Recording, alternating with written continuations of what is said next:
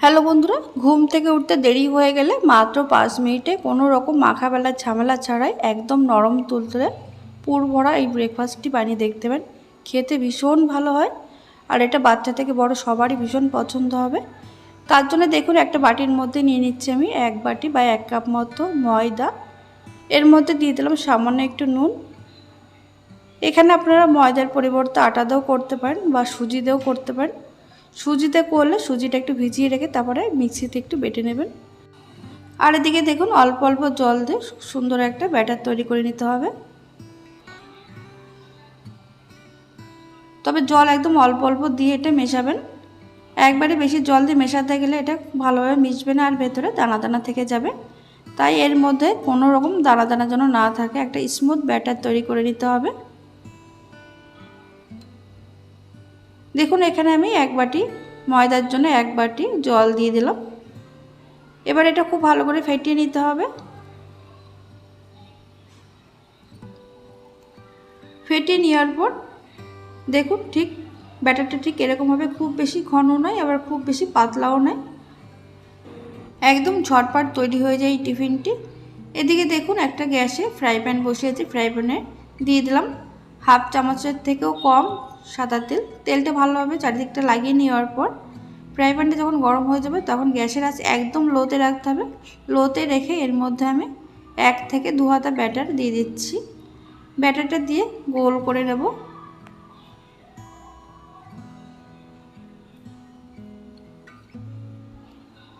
তবে গ্যাসের আঁচ একদম লোতে রাখবেন এই সময়। দেখুন 15 থেকে 20 সেকেন্ড পর একদম এরকম শুকনো হয়ে যাবে।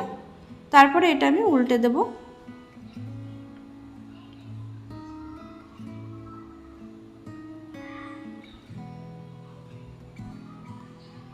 তেল ছাড়া দারুণ স্বাদের ব্রেকফাস্ট রেসিপি বা টিফিন রেসিপি আপনারা ঝটপট তৈরি করে নিতে পারবেন। এবার দেখুন দুপাশটা হালকা করে ভেজে নেওয়ার পর গ্যাস আমি অফ করে দিয়েছি। এই সময় অফ করে দেওয়ার পর ওপর থেকে দিয়ে দিচ্ছি 1 চামচ মতো টমেটো কেচাপ।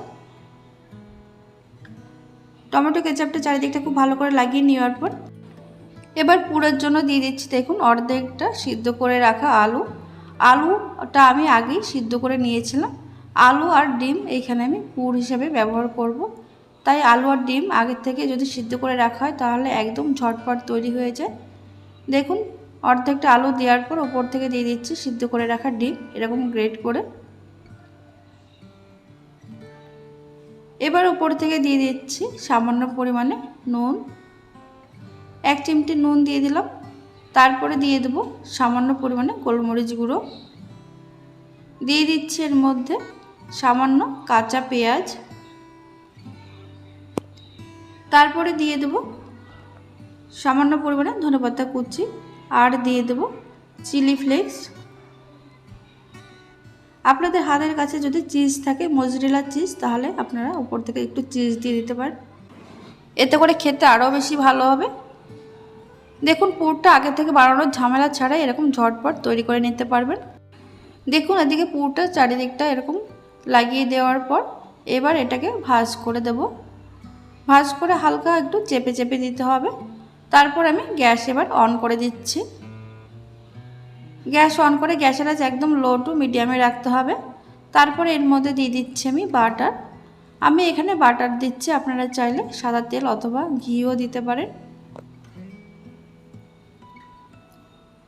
বাটার দিয়ে উল্টে পাল্টে দুপাশটা একটু লালচে করে ভেজে নেব। এইভাবে একবার বাড়িতে টিফিন বানিয়ে দেখতে পারেন, এটাকে সারা দিন পর্যন্ত একদম নরম তুলতুলে থাকে আর খেতেও অসম্ভব ভালো হয়। দেখুন উল্টে পাল্টে দুপাশটা একটু লালচে করে ভেজে নিতে হবে। এইভাবে আপনারা সকালবেলা বাচ্চাদের টিফিনে অথবা স্কুল কলেজ অফিস টিফিনের জন্য ঝটপট বানিয়ে নিতে পারবেন দারুণ স্বাদের এই ব্রেকফাস্ট রেসিপি। এইভাবে বাড়িতে বানালে আমাকে কমেন্টের মাধ্যমে জানাতে ভুলবেন না আর ভিডিওটি ভালো লাগলে লাইক করতে ভুলবেন না।